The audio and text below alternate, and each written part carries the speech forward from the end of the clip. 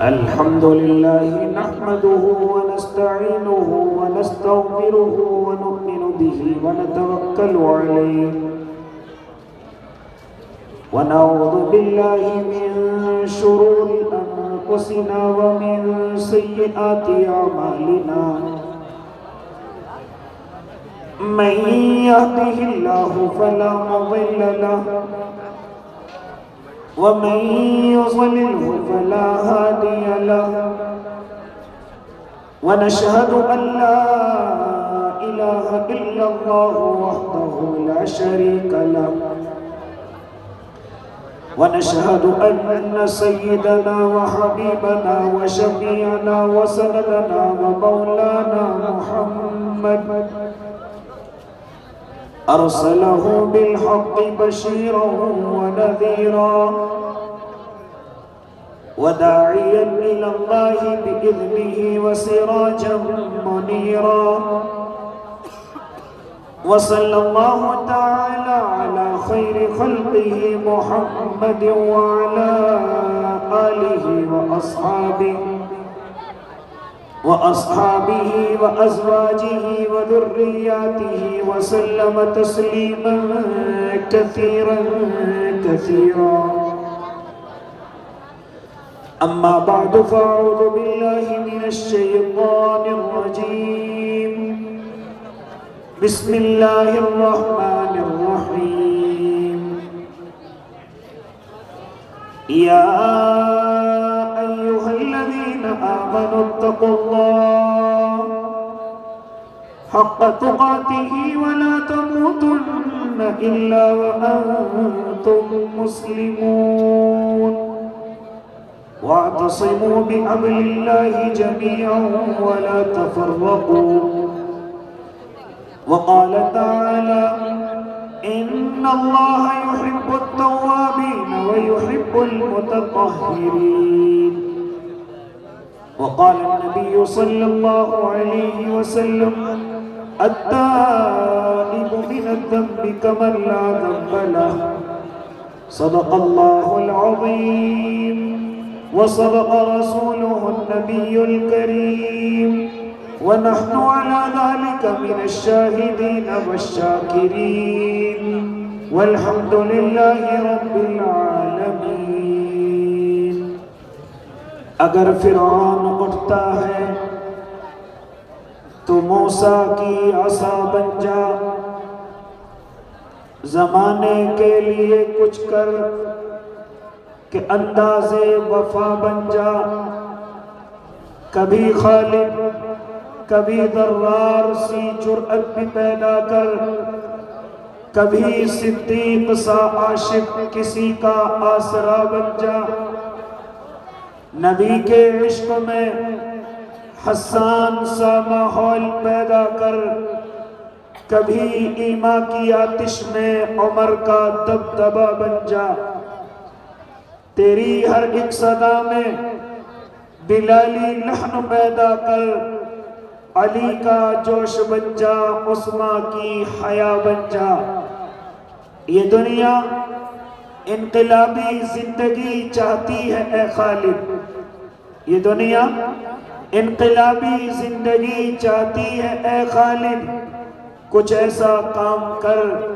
زمانے سے جدا بن جا اے بھائی اس وقت میں حالات میرے اور آپ کے سامنے ہیں امت مسلمہ اپنے آپ کو کس مجدھار میں پھنسا ہوا محسوس کر رہی ہے اے اللہ کے نیک بندوں اس وقت میں پریشانیاں مصیبتیں چاروں طرف سے دستک دے رہی ہیں لیکن ان سب تمام چیزوں کی دو وجوہات جو مجھ جیسے کم علم طالب علم نے محسوس کی ان دو وجوہات پر انشاءاللہ گفتگو کروں گا اور اپنی بات کو مکمل کروں گا پہلی چیز تو یہ ہے کہ مجھے اور آپ کو جان بوجھ کر کے پریشان کیا جا رہا ہے پہلی چیز تو یہ ہے بڑی بڑی سازشیں ہیں بڑے بڑے منصوبے ہیں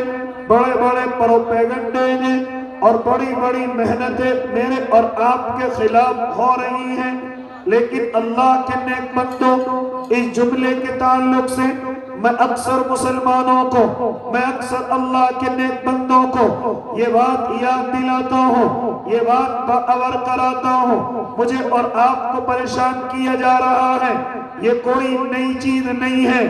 آپ ذرا زمین کا مطالعہ کریں، آپ ذرا گزشتہ انبیاء کی کہانی پڑھیں، ذرا ان کے قصوں کو سنیں اور مجھے بتائیں کہ کون سا نبی ایسا ہے کہ جس کے خلاف سازشیں نہیں ہوئی ہیں، کون سا اللہ والا ایسا ہے جس کے خلاف سازشیں نہیں ہوئی۔ تو میرے اور آپ کے خلاف یہ جو سازشیں ہو رہی ہیں، یہ کوئی نئی چیز نہیں ہے، بلکہ اس زمین پر جتنے انبیاء آئے ان کے خلاف سازشیں آئیں، اور اصحاب پیغمبر آئے ان کے خلاف سازشیں ہوئی، یہاں تک کہ آخر میں میرے اور آپ کے آقا محمد عربی صلی اللہ علیہ وسلم اس زمین پر تشریف لائے، کیا ان کے خلاف سازشیں نہیں ہوئی؟ اتنی خطرناک سازشیں، اے اللہ کے نیک بندے، ان سے قبل مجھے بتا کون سا نبی ایسا ہے جس کے خلاف سازشیں نہیں ہیں؟ کہ حضرت نوح علیہ السلام کے خلاف سازشیں نہیں ہوئی؟ مجھے بتاتا کیوں نہیں کہ حضرت ابراہیم کے خلاف سازشیں نہیں ہوئی؟ کیا ان کو آگ میں نہیں ڈالا گیا؟ کیا گھر سے نہیں نکالا گیا؟ کیا ملک بدر نہیں کیا گیا؟ اور بتاتا کیوں نہیں کہ حضرت موسیٰ علیہ السلام کے خلاف سازشیں نہیں ہوئی؟ اور اس قدر سازشیں کہ ابھی تک حضرت موسیٰ زمین پر نہیں آئے، ان کی آمد کی وجہ سے کتنے بچے قتل کر دیے گئے، کتنے بچے ماں کی قوم سے نکال کر کے شہید کر دیے گئے۔ مجھے بتاتا کیوں نہیں کیا ان کے خلاف سازشیں نہیں ہوئی؟ حضرت موسیٰ کی باندی کیا تیل کے اندر نہیں ڈالا گیا؟ حضرت آسیہ جو فرعون کی بیوی ہے کیا پورے بدن سے ان کی کھال کو نہیں اتار لیا گیا؟ مجھے بتاتا کیوں نہیں جو جادوگر حضرت موسیٰ پر ایمان لائے اور انہوں نے اعلان کر دیا کہ ہم اللہ کو مانتے ہیں، ہم موسیٰ کو نبی مانتے ہیں، کیا ان کے خلاف سازشیں نہیں ہوئی؟ اور اس قدر سازشیں کہ ان کے ہاتھ کو اڑایا گیا کہ موسیٰ کو بھول جاؤ، پیر کو اڑا دیا گیا کہ موسیٰ کو بھول جاؤ، لیکن ان کی زبان سے لا الہ الا اللہ، موسیٰ کلیم اللہ یہ ہمیشہ نکلتا رہا، یہاں تک کہ پھانسی کے تختے پر چڑھا دیے گئے، لیکن ان کی زبان سے کلمے کا انکار نہ ہوا، نبی کا انکار نہ ہوا۔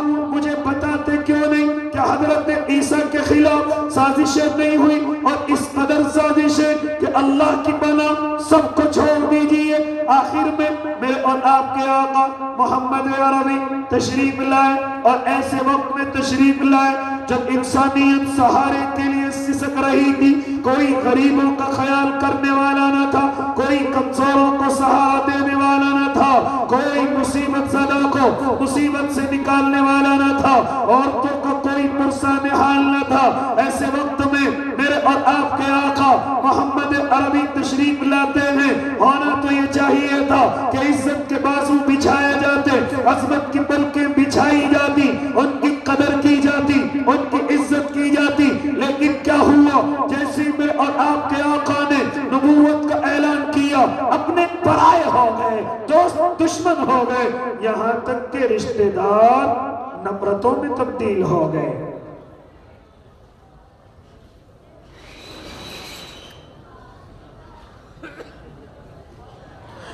اس لیے او اللہ کے نیک بندوں، ہونا تو یہ چاہیے تھا آقا کی عظمت و عزت کی جاتی، ان کے لیے عظمت کے بازو بچھائے جاتے، پروقار پلکیں بچھا کر کے ان کا استقبال کیا جاتا، کیونکہ انسانیت کو سہارا دیا ہے، سسکتے ہوئے لوگوں کو سہارا دیا ہے، کمزوروں کو سہارا دیا ہے، غلاموں کو عزت بخشی ہے، یہاں تک کہ عورتوں کی عزت کا اعلان کیا ہے۔ اے اللہ کے نیک بندے، لیکن کیا ہوا؟ میرے آقا کے خلاف سازشیں ہیں، کبھی کوئی منافق داڑھی رکھ کر کے اگلی صف میں نماز پڑھ کر کے نبی کو دھوکہ دیتا ہے، کبھی پہاڑ سے گرانے کی کوشش کرتا ہے، کبھی گھوڑے کو بھڑکا کر اللہ کے نبی کو گھیرنے کی کوشش کرتا ہے، اور مجھے کہنے دیجئے کبھی کھانے میں زہر ملایا جاتا ہے کہ آقا کو تکلیف پہنچے، آقا دنیا سے رخصت ہو۔ اسی طریقے سے میرے اور آپ کے آقا کے خلاف سازشیں، پھر خلافت کا زمانہ آیا، حضرت ابو بکر کے خلاف سازشیں، حضرت عمر ابن خطاب کے خلاف اس خطرناک سازشوں میں ملوث کہ ممبر کے پیچھے سے اٹھ کر کے حملہ کیا گیا، حضرت عمر کو شہید کر دیا گیا، حضرت عثمان غنی اتنی خطرناک سازش ہے کہ جب آپ نے شہادت کا جام دیا تو آپ قرآن پڑھ رہے تھے اور آپ کے خون کے چھینٹے قرآن کی گواہی میں موجود ہیں۔ اے اللہ کے نیک بندے، حضرت علی کا آج تک جنازے کا معلوم نہیں، مجھے بتاتے کیوں نہیں؟ کون سا نبی ایسا ہے کہ جس کے خلاف سازشیں نہیں؟ کون سا صحابی ایسا ہے جس کے خلاف سازشیں نہیں؟ یہاں تک کہ سن لیجئے، اس زمین پر جو بھی اعلان کرے گا میں اللہ کو مانتا ہوں، میں نبی کو مانتا ہوں، اس کے خلاف سازشیں تیار کھڑی ہیں، اس کے خلاف یہ پروگرام تیار کھڑے ہوئے ہیں۔ جب میں اور آپ یہ اعلان کر چکے ہم اللہ کو مانتے ہیں، ہم اپنے نبی پر جان نچھاور کرتے ہیں، پھر ہم نے کیسے سمجھ لیا کہ ہمارے خلاف سازشیں نہیں ہوں گی، ہمارے خلاف پروپیگنڈے نہیں ہوں گے؟ یہ کیسے تم نے میرے بھائی یہ کیسے سوچ لیا؟ ہاں جانتے ہو جب سے دنیا بنی آج تک اور قیامت تک جو بھی انسان یہ کہے گا میں اللہ کو مانتا ہوں، اس کے خلاف سازشیں ہوں گی، اس کے خلاف منصوبے تیار کیے جائیں گے۔ اسی طریقے سے میں اور آپ بھی اعلان کر چکے ہیں، ہم اللہ کو مانتے ہیں، ہم نبی کو مانتے ہیں، ہماری ٹوپی سے نظر آتا ہے، ہماری داڑھی سے نظر آتا ہے، ہمارے کرتے اور پائجامے سے نظر آتا ہے، نمازوں کی پابندی سے نظر آتا ہے، مسجدوں کی میناروں سے نظر آتا ہے، یہاں تک کہ خانقاہوں کی ضربوں سے نظر آتا ہے، دعوت و تبلیغ کی محنت سے نظر آتا ہے، مدرسوں کی ان بچوں میں پڑھنے والی محنتوں سے نظر آتا ہے کہ میں اور آپ اپنے اللہ کو مانتے ہیں۔ تو پھر جب اللہ کے ماننے کا اقرار کر لیا تو پھر تیار ہو جاؤ، میرے اور آپ کے خلاف بھی سازشیں ہوں گی۔ یہ سازشیں کوئی نئی چیز نہیں ہے، مجھ سے بڑوں کے ساتھ ہوئی ہیں، بڑے بڑے اللہ والوں کے خلاف ہوئی ہیں، تو پھر میں اور آپ کیسے بچ سکتے ہیں؟ تو پہلا جملہ تو یہاں ختم کر دیجئے، اے اللہ کے نیک بندے، ایسا نہیں ہو سکتا جب تک میں اور آپ کلمے کے ساتھ اس زمین پر رہیں گے، سازشیں چلتی رہیں گی۔ آج ہی تو اعلان کر دے میں اللہ کو نہیں مانتا، میں نبی کو نہیں مانتا، دیکھ یہی دنیا والے تیرے گلے میں مالائیں پہنائیں گے، تیری عزت کریں گے، تجھے بڑا بنا دیں گے، تیرا وقار کریں گے۔ جانتا ہے کس وجہ سے؟ کہ تو نے اللہ کا انکار کر دیا، تو نے نبی کا انکار کر دیا۔ کیا تو نہیں دیکھتا جو ایمان والے جو اپنے آپ کو مسلمان کہتا ہے اور وہ کھڑا ہو کر کے یہ کہہ دے میں اللہ کو نہیں مانتا، میں نبی کو نہیں مانتا، کیا تم نہیں دیکھتے سوشل میڈیا پر اس کی کیسے عزت کی جاتی ہے، اس کا کیسے وقار بڑھایا جاتا ہے، اس کو کیسے سیکورٹی دی جاتی ہے؟ اس لیے او اللہ کے نیک بندے، ہم تمام کے تمام شکر منائیں کہ سازشیں ہمارے خلاف اس لیے ہو رہی ہیں کہ ہم نبیوں کے صحابہ کے نقش قدم پر ہیں، ہم اللہ والوں کے نقش قدم پر ہیں، اس لیے سازشیں کوئی نئی چیز نہیں ہے، میرے اور آپ کے بڑوں کے ساتھ ہوتی رہی ہیں۔ لیکن دوسرا جملہ ذرا اس کو غور سے سن لیں، میں اور آپ کیوں پریشان ہیں؟ پہلا تو یہ سازش ہو رہی ہے، دوسرا پریشان کیوں ہے؟ اس سے بھی قطع نظر نہیں، اس سے بھی آنکھیں نہیں بند کر سکتے۔ میں اور آپ ایسے گناہوں میں ملوث ہیں، ایسی غلطیوں میں ملوث ہیں کہ میں نے اور آپ نے خود پریشانیوں کو دعوت دی ہے، خود مصیبتوں کو دعوت دی ہے۔ یہ پریشانیاں، یہ مصیبتیں میرے اور آپ کے گناہوں کی وجہ سے ہیں، میری اور آپ کی غلطیوں کی وجہ سے ہیں۔ جب ہم قرآن پڑھتے ہیں اللہ سے معلوم کرتے ہیں اللہ یہ مصیبتیں کیوں ہیں، اللہ یہ پریشانیاں کیوں ہیں، تو میرے رب نے قرآن میں اعلان کیا وَمَا أَصَابَكُم مِّن مُّصِيبَةٍ فَبِمَا كَسَبَتْ أَيْدِيكُمْ، ارے یہ سب مصیبتیں، یہ پریشانیاں، یہ تمہارے اپنی کمائی کا سبب ہے، یہ تمہارے اپنے ہاتھوں کا سبب ہے۔ جیسے تم اعمال کرتے ہو ویسے نتائج اترتے ہیں، جیسے تم گناہ کرتے ہو ویسے اللہ کا غصہ نازل ہوتا ہے۔ اس لیے اللہ کے نیک بندوں ذرا غور کرو، یہ سازشیں، یہ پریشانیاں، یہ میرے اور آپ کے گناہوں کی وجہ سے بھی ہیں، یہ میری اور آپ کی غلطیوں کی وجہ سے بھی ہیں۔ کون سا گناہ ایسا ہے جو آج امت محمدیہ انجام نہیں دے رہی ہے؟ کون سی غلطی ایسی ہے مجھے پتا تھا کیوں نہیں؟ کون سا گناہ ایسا ہے کہ جس کو آج نوجوان نہیں کر رہا ہے؟ او اللہ کے بندے، کوئی مر ستائے تو آنسو بہاتا ہے، کوئی پریشان کرے تو کہتا ہے اللہ کی مدد نہیں آ رہی، اللہ کے فرشتے نہیں اتر رہے۔ کہاں سے اترے جب میں اور آپ رات کے اندھیروں میں، دنوں کی تنہائیوں میں اور آپ گناہوں میں ڈوبے ہوئے ہیں، غلطیوں میں ڈوبے ہوئے ہیں؟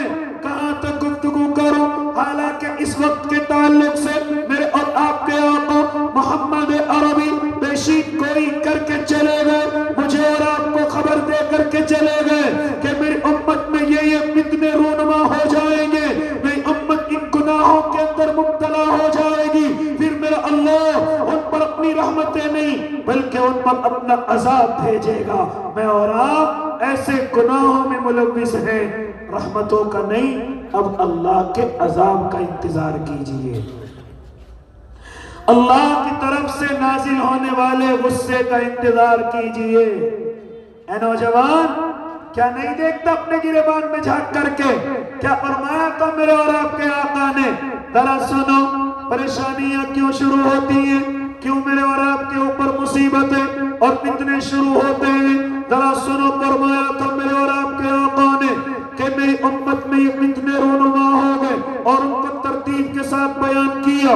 فرماتے تھے میرے آقا، میری امت میں پہلا فتنہ، پہلا گناہ جس کو امت کرتے ہوئے نہ شرمائے گی، نہ ڈرے گی، نہ اس کے دل میں کوئی خوف ہوگا، نہ اللہ کا، نہ اس کے محبوب کا، نہ قبر کا، نہ حشر کا، نہ جہنم کا، کسی چیز کا خوف نہیں ہوگا، اور ایک گناہ کلم کھلا کرے گی۔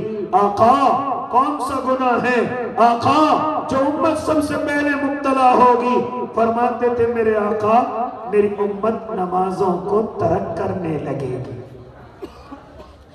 میری امت نمازوں کو چھوڑنے لگے گی، بغیر کسی عذر کے نمازوں کو ترک کیا جائے گا، ذرا ذرا سی بیماریوں کے بہانوں پر ترک کیا جائے گا۔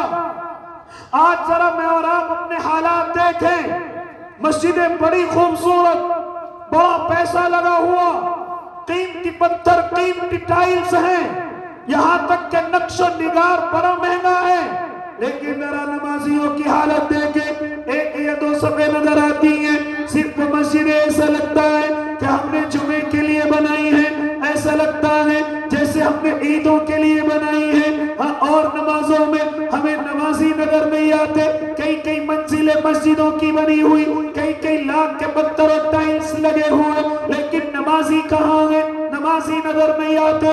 آج مسلمان ذرا ذرا سے بہانوں سے نماز چھوڑتا ہے، حالانکہ اس شریعت میں ایک نماز ایسی عبادت ہے جو کسی بھی بہانے سے معاف نہیں ہے، اور نہ اس کا بدل شریعت میں موجود ہے۔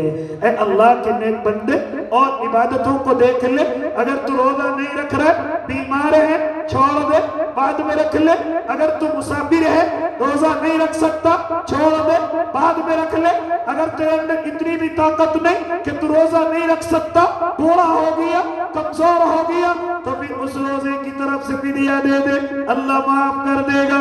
اے اللہ کے نیک بندے، حج کی طرف اگر دیکھو، اگر تو نہیں کر سکتا، اپنی طرف سے حج بدل کرا لے، اسی طریقے سے مالدار نہیں، زکاة معاف ہے، مالدار نہیں، فطرہ معاف ہے، مالدار نہیں، حج معاف ہے، لیکن جب نماز کی باری آئی، نماز کی عبادت کی باری بیماری آئی، درست سنو، اس کے لیے کوئی بدل نہیں، اس کے لیے کوئی معافی نہیں۔ اگر تو نماز پڑھنا چاہتا ہے، تجھ پر نماز آتی ہے، تو ایمان والا ہے، اگر مالدار ہے تب بھی پڑھے گا، غریب ہے تب بھی پڑھے گا، عربی ہے تب بھی پڑھے گا، اجمی ہے تب بھی پڑھے گا، یہاں تک کہ تیرے بدن پر کپڑا نہیں تب بھی پڑھے گا، پاک نہیں ہے ناپاک ہے، تیمم کر سکتا ہے، پڑھ لے، نماز معاف نہیں۔ اے اللہ کے نیک بندے، سفر میں ہے نماز نہیں چھوڑ سکتا، حضر میں ہے نماز نہیں چھوڑ سکتا، بیمار ہو گیا کھڑا ہو کر کے نہیں پڑھ سکتا، بیٹھ کر کے پڑھ چھوڑ نہیں سکتا،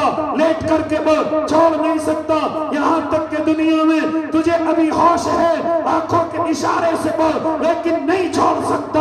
اے اللہ کے بندے، اگر تو دشمنوں کے ہتھیاروں کے سائے میں بھی ہے تب بھی نماز نہیں چھوڑ سکتا۔ لیکن جتنی اہم عبادت، اتنی اہمیت میرے اور آپ کے دلوں سے نکل گئی۔ آج امتی ہر محلے میں نماز چھوڑنے والے مجھے اور آپ کو نظر آ رہے ہیں۔ حالانکہ کہاں تک گفتگو کروں اللہ کے نیک بندے، کسی نے آ کر کے شکایت کی، اللہ والے میری روزی میں برکت نہیں ہے، میں کماتا ہوں کم پڑ جاتا ہے، وجہ کیا ہے؟ کہا کہ گھر چلے جانا، اپنے گھر کے دروازے پر پلہ ٹانگ دینا، کسی کو ہاں تجھے پتا بھی نہیں ہوگا، اس نے جا کر کے اپنے دروازے پر پردہ لگایا، دیکھا تو روزیوں میں برکت ہونے لگی، کاروبار میں ترقی ہونے لگی، لیکن معلوم کرنے والے نے معلوم کیا، حضرت یہ کیا ہے؟ میری روزی کا پردے سے کیا تعلق ہے؟ میرے کاروبار کا پردے سے کیا تعلق ہے؟ دراصل اللہ کے نیک بندے، فرمایا جب تیرا گھر کا دروازہ کھلا ہوا ہوتا تھا تو تیرے گھر میں بے نمازی کی نظر پڑتی تھی، اور جس گھر میں بے نمازی کی نظر پڑ جائے اللہ اس گھر سے روزیوں کی برکتیں اٹھا لیا کرتا ہے۔ جس گھر میں سے روزیوں کی برکتیں اٹھ جائیں، صرف نمازی نظر ڈال دے۔ ہمارے گھروں میں تو بے نمازی پڑے ہوئے سو رہے ہیں، ہمارے گھروں میں تو نمازی ایک یا دو، اور بے نمازی پورا گھر، نہ ماں کو پتا نہ بیٹی کو پتا نہ جوان اولاد کو پتا۔ ایک زمانہ وہ تھا کہ جب ہمارے بڑے اپنے چھوٹوں کو مسجدوں کی طرف لے جایا کرتے تھے، انہیں نماز سکھایا کرتے تھے۔ آج تو ہمارے گھروں میں جوان بچیاں نماز پڑھنا نہیں جانتی، جوان بچے نماز پڑھنا نہیں جانتے، صرف گھر میں کچھ حجت موجود ہیں، کچھ بوڑھی امائیں موجود ہیں جو بیچاری نماز بھی پڑھتی ہیں، اللہ کا قرآن بھی پڑھتی ہیں، لیکن گھر کے گھر بے نمازیوں سے بھرے پڑے ہیں۔ تو جن گھروں سے اللہ اگر بے نمازی کی نظر پڑ جائے برکتیں اٹھا لے، جن گھروں میں بے نمازی پہلے سے موجود ہے، اس گھر کی ویرانیت کا کیا ہوگا، اس گھر کی نحوست کا کیا ہوگا۔ اس لیے اللہ کے نیک بندوں فرماتے تھے میرے اور آپ کے آقا محمد عربی کہ میری امت جس گناہ میں سب سے پہلے مبتلا ہوگی، جس گناہ کو کلم کھلا کرے گی اور بے شرمی کے ساتھ کرے گی، اسے نہ شرم آئے گی نہ خوف آئے گا، وہ نماز ہوگی۔ آج اذان ہوتی رہتی ہے، ہم باہر کھڑے ہوئے ہیں، نماز ہوتی رہتی ہے، مسجد کے باہر کھڑے ہوئے ہیں، نہ ذرا سی شرم ہے نہ ذرا سا خوف ہے۔ اے اللہ کے نیک بندے، میں اور آپ کس فتنے میں مبتلا ہو گئے؟ بے نمازی ہیں، انتظار کر رہے اللہ کی رحمت کا، اللہ کے فرشتوں کا کہ وہ اتر کر کے آئیں گے، ہماری مدد کریں گے، اللہ ہماری مدد کو بھیجے گا۔ یاد رکھنا، بے نمازیوں کے لیے جو اللہ کی عبادت نہیں کرتے، جو اللہ کو نہیں مانتے، جو اللہ کو سجدہ نہیں کرتے، ان کے لیے کوئی مدد نہیں ہے۔ یہاں تک فرمایا تھا میرے آقا نے، من ترک الصلاۃ متعمدا فقد کفر جہارا، کہ جس نے جان بوجھ کر کے نماز کو چھوڑ دیا اس نے کافروں والا عمل کیا۔ ایمان میں اور کفر میں صرف نماز کا فرق ہے۔ نماز چھوڑ کر کے ہم اپنے آپ کو ایمان والا کہتے ہیں، نمازوں کے وقت سوتے ہوئے ہم اپنے آپ کو ایمان والا کہتے ہیں، اور گھروں میں کاروبار میں برکتوں کا انتظار کر رہے ہیں۔ اے اللہ کے نیک بندو ہوش کے ناخون لو، اتنا غصہ اللہ کو نہ دلاؤ کہ میرا اللہ برداشت نہ کرے اور پھر میرے اور آپ کے اوپر عذاب کی لائن لگا دے۔ اس لیے اور مختصر کرنے چلو، فرماتے تھے میرے اور آپ کے آقا محمد عربی کہ میری امت نماز کو ترک کرنے لگے گی، نماز کو چھوڑنے لگے گی۔ آج ذرا میں اور آپ اپنے حالات دیکھیں، نماز کے تعلق سے کتنے کمزور ہیں۔ آگے چلیے، اے اللہ کے نیک بندو، فرماتے تھے میرے اور آپ کے آقا کہ میری امت اور گناہوں میں بھی ملوث ہوگی۔ جب اس کی بربادی کا وقت آئے گا، جب اس کی کمزوری کا اور ہلاکت کا وقت آئے گا، ہاں یہ اور گناہوں کے اندر بھی ملوث ہوگی۔ اللہ کے نبی وہ کون سے فتنے ہیں، وہ کون سے گناہ ہیں؟ فرماتے تھے میرے آقا میری امت نشے کی عادی ہو جائے گی، میری امت شراب کی عادی ہو جائے گی، میری امت نشے کی عادی ہو جائے گی، میری امت شراب کی دلدادہ ہو جائے گی۔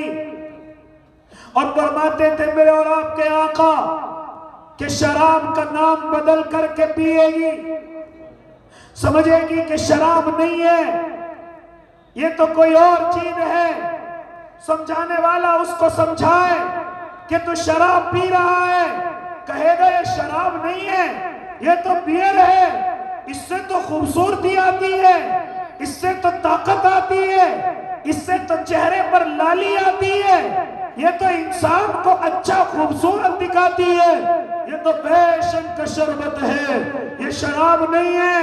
اے بیوقوف بنانے والے، کس کو بیوقوف بنا رہا ہے؟ آج سے 1400 سال پہلے میرے اور آپ کے آقا محمد عربی یہ ارشاد فرما کر کے چلے گئے کہ میری امت شراب کو پیے گی اور شراب کا نام بدل کر کے پیے گی۔ فرماتے تھے کہ نام رکھ لیے جائیں گے، شراب کا نام بدل کر کے پیا جائے گا۔ اے اللہ کے نیک بندو ذرا سنو، آج میں اور آپ ہاں شراب کو منہ لگاتے ہیں، کوئی سمجھانے والا اگر سمجھائے تو ہم کہتے ہیں یہ تو بیئر ہے، یہ تو وسکی ہے، یہ تو رم ہے، یہ تو انرجی ڈرنک ہے، یہ شراب نہیں ہے، اس میں نشہ نہیں ہے۔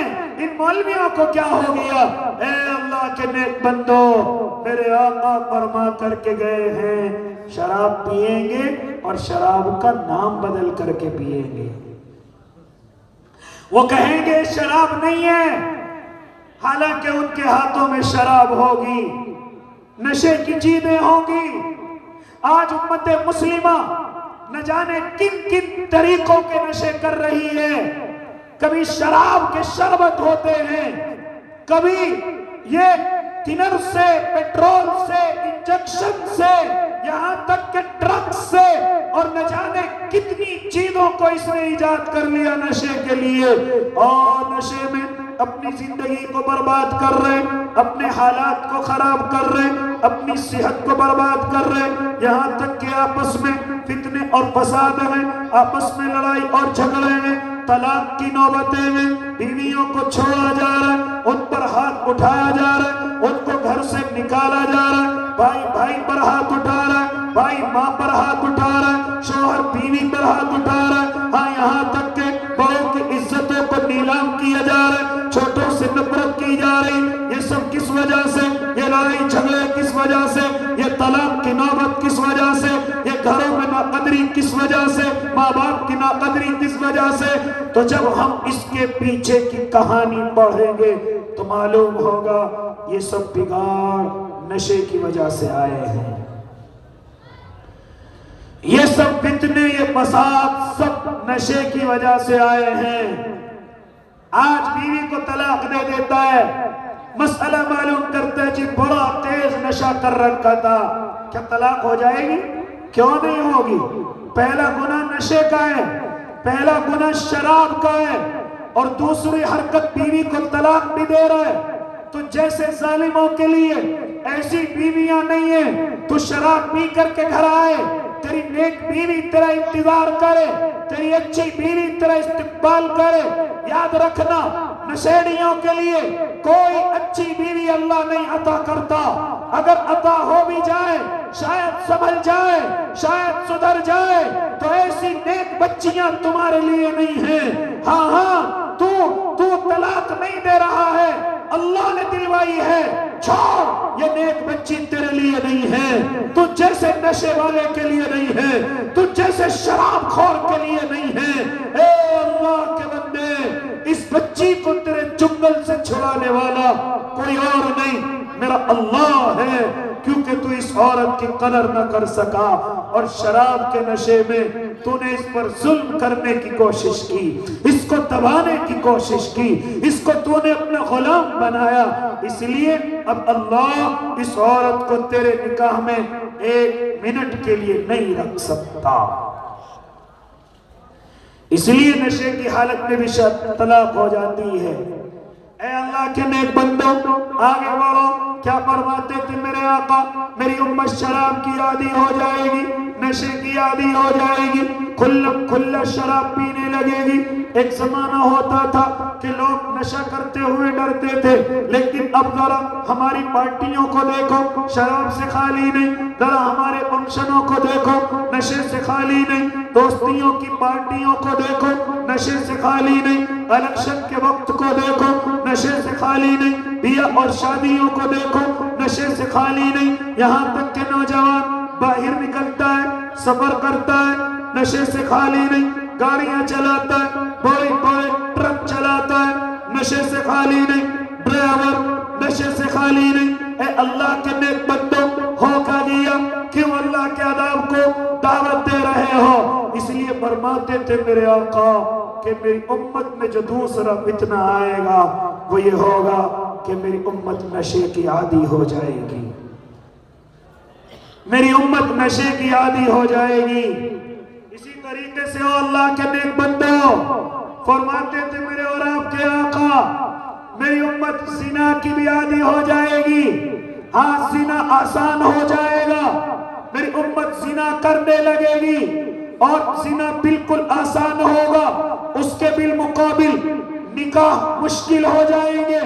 زنا کرنا آسان ہے, ذرا سا پیسہ خرچ کر زنا کے سامان مہیا, لیکن اگر کسی کے یہاں بیٹی جوان ہو جائے اور وہ اپنے گھر سے نکلے کہ میں اپنی بیٹی کا رشتہ لے کر کے آؤں, کوئی رشتہ کرنے والا نظر نہیں آتا, چاہے تیری بیٹی کتنی ہی نیک ہو, کتنی ہوشیار ہو, کتنی پڑھی لکھی اس کے اندر لیاقت ہو, لیکن نا اس وقت تو نکاح مشکل ہو گئے ہیں, نکاح آسان نہیں. اگر گاڑی دو گے, اگر بنگلہ دو گے, اگر قیمتی پیسہ دو گے, اگر سونے زیورات دو گے تو پھر آپ کی بیٹی کا نکاح آسان.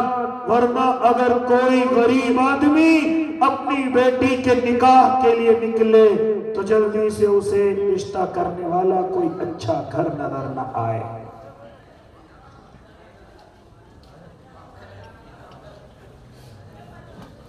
اس کے بالمقابل ذرا ہم زنا کے معاملے کو دیکھیں, کوئی مشکل نہیں. ذرا راستوں کے کناروں پر بلڈنگیں بنی ہوئی ہیں, کمرے تیار ہیں, آپ آن لائن بکنگ کیجئے, آپ تشریف لائیے. اے اللہ کے نیک بندوں, یہ سب کیا ہے؟ میرے اور آپ کے آقا ارشاد فرماتے تھے کہ زنا بالکل آسان ہو جائے گا, راستوں کے کناروں پر ہونے لگے گا, یہ ایک فیشن بن جائے گا. آج یہ زنا کوئی بے شرمی کی چیز نہیں, کوئی بے حیائی کی چیز نہیں. ہاں, کوئی برا بھی نہیں مان رہا ہے, یہاں تک کہ ابھی ایمان والوں کی غیرت باقی ہے جو زنا کو برا سمجھے ہوئے ہیں. لیکن یہ چیز ذرا غیر مذاہب والوں کے اندر دیکھو, زنا کوئی عیب نہیں ہے. یہاں تک کہ قانون بن کر کے تیار ہو گیا کہ اگر کوئی خوشی سے ریلیشن شپ کرنا چاہے, کوئی پابندی نہیں. اپنے رشتے خوشی کے ساتھ بنانا چاہے, کوئی پابندی نہیں. کسی کی بیوی کسی بھی آدمی سے اپنی خوشی کے ساتھ رشتہ بنانا چاہے, زنا کرنا چاہے, کوئی پابندی نہیں. ابھی یہ چیزیں ہم دوسرے ملکوں کے اندر سنا کرتے تھے. ہاں, وہاں سنا کرتے تھے کہ وہاں 70-80% بالغ, 70-80% بچے حرام کے پیدا ہو رہے, بغیر نکاحوں کے ہو رہے, بغیر شادیوں کے ہو رہے. لیکن ابھی تک یہ چیز ہم دوسرے ملکوں کے اندر سنتے تھے, لیکن رفتہ رفتہ یہ ہمارے وطن عزیز کے اندر بھی بڑی تیز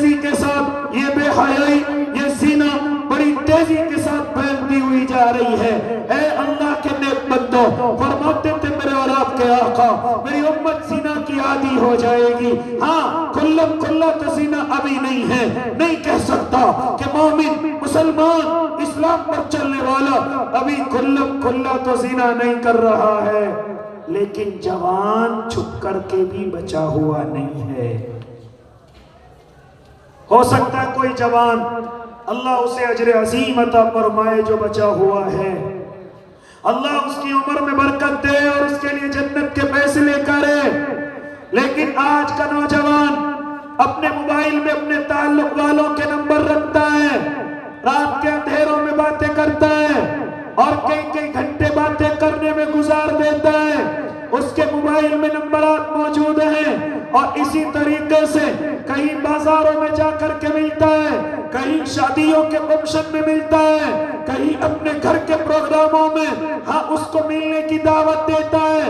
یہ میرے اکثر نوجوانوں کا حال ہو گیا، کہاں راضی ہو رہا ہے، کہاں خوش ہو رہا ہے۔ آج گرل فرینڈ کا رشتہ، یہ ناجائز رشتہ آج فیشن بن گیا ہے۔ آج یہ ناجائز رشتہ ہم فخر کے ساتھ بتاتے ہیں، میری وہ گرل فرینڈ ہے، میری وہ دوست ہے، میں اس سے بات کرتا ہوں۔ تجھے شرم نہیں آتی، تجھے حیا نہیں آتی، تو اپنے گناہ کو اللہ کے سامنے اور لوگوں کے سامنے کھول کھول کر کے بیان کرتا ہے۔ اے اللہ کے نیک بندے، ذرا سوچ، اگر کسی کا تعلق تیری بہن سے ہو، بیوی سے ہو، اور تو کسی کو بتائے یا تجھے معلوم ہو تو تجھے کتنا غصہ آئے گا۔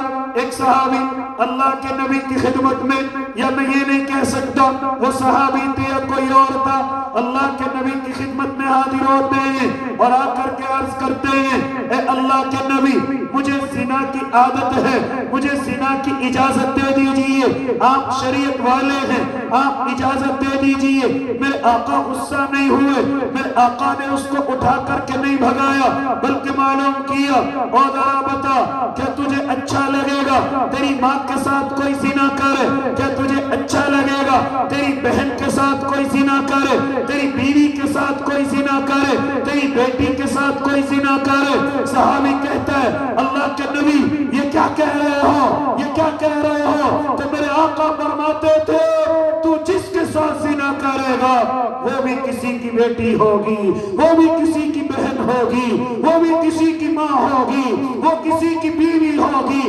جب تو برداشت نہیں کر سکتا تو دوسرا کیسے برداشت کر لے گا؟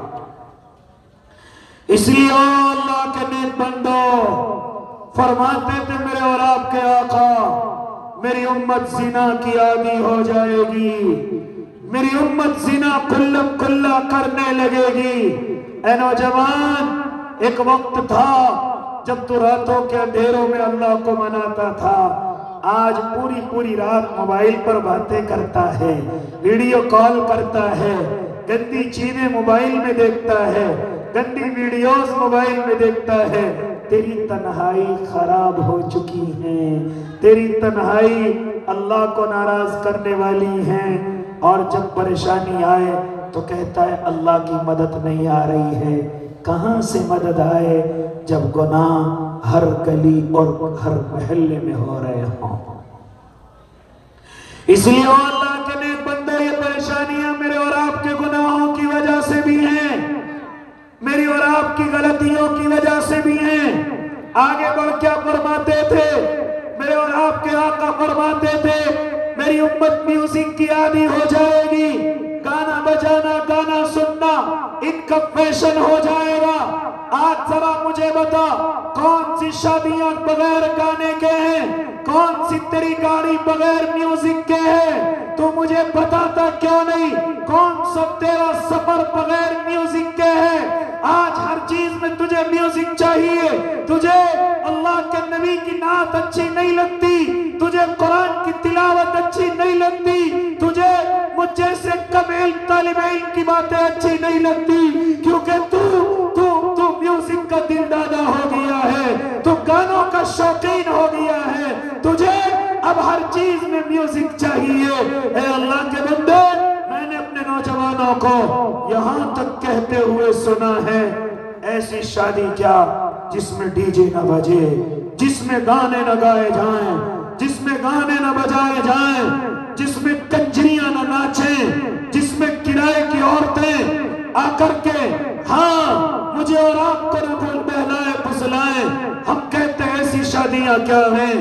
اللہ کے بندے اتنے بڑے بڑے گناہ کر کے تو اللہ کی رحمت کا انتظار کر رہا ہے، اللہ کی مدد کا انتظار کر رہا ہے۔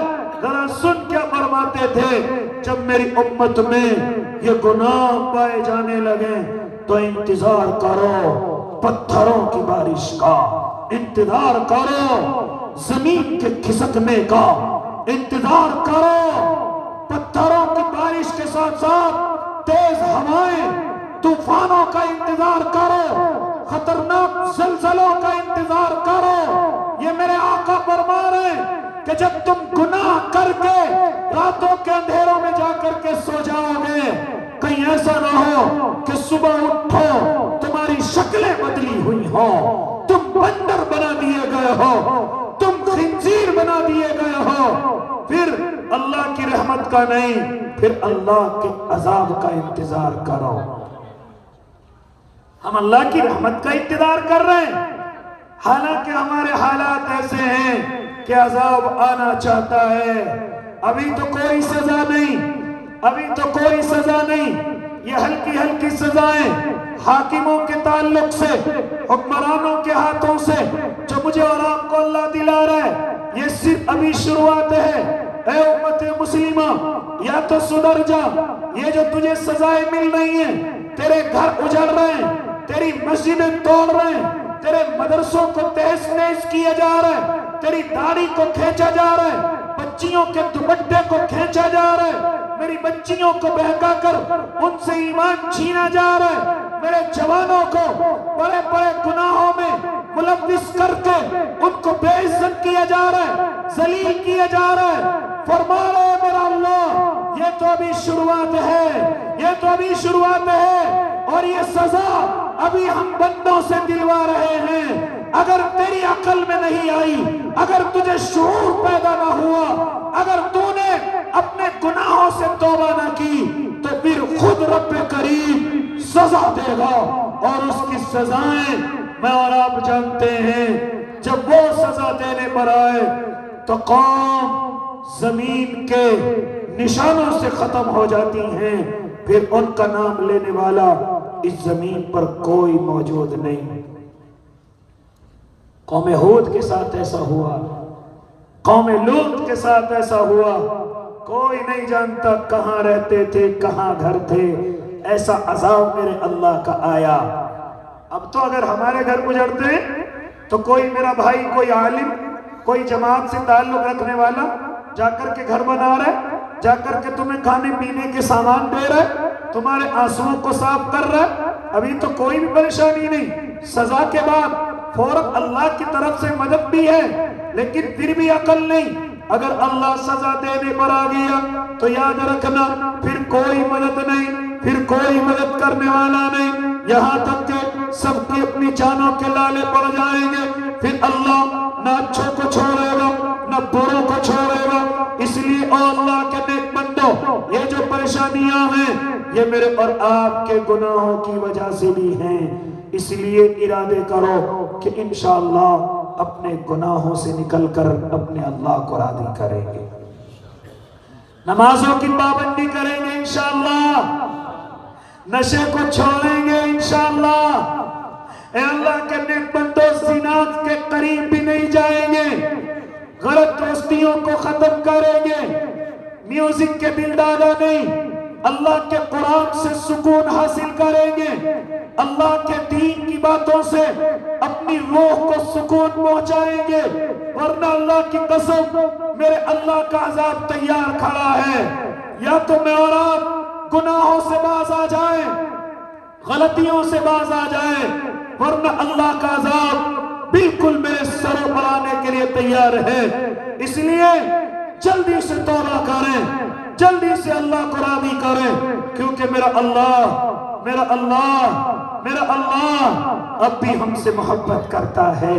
اتنی غلطیوں کے بعد بھی، اتنے گناہوں کے بعد بھی میرا اللہ اپنی نعمتوں کو نہیں روکتا، ایسی مجلسوں میں بٹھاتا ہے، علماء کو ملوا کر کے ان کی زیارت کرواتا ہے، اللہ والوں سے ملواتا ہے۔ اس کا مطلب یہ ہے کہ ہمارا اللہ اب بھی ہم سے محبت کرتا ہے، تبھی تو ہمیں ایسی مجلسوں میں بلایا، ہمیں توبہ کا موقع دیا، ہمیں معافی مانگنے کا موقع دیا۔ اگر اللہ نفرت کرتا کبھی یہ مجلسیں نہ دیتا، کبھی یہ جلسے نہ دیتا، یہ مدرسے نہ دیتا، یہ علماء نہ دیتا، یہ دعوت و تبلیغ نہ دیتا، یہ خانقاہی نظام نہ دیتا۔ یہ تمام چیزیں اللہ مجھے اور آپ کو دے رہا ہے۔ اس کا مطلب یہ ہے کہ اللہ مجھے اور آپ کو معاف کرنا چاہتا ہے۔ مجھے اور آپ کو اللہ، اس لیے میرے بھائی اپنا پیسہ اب ہم غلط جگہوں سے ہٹا کر، نشوں سے ہٹا کر، زنا سے ہٹا کر، جوے سٹوں سے ہٹا کر، میوزک سے ہٹا کر انشاءاللہ اپنے پیسے کو ایسی جگہ پر خرچ کریں گے جہاں سے اللہ راضی ہوگا، جہاں سے ہمیں قبر کا سکون حاصل ہوگا، جہاں ہم حشر کے میدان میں مسکراتے ہوئے جائیں گے۔ انشاءاللہ خرچ کریں گے نا اچھی جگہ، کریں گے بھائی انشاءاللہ۔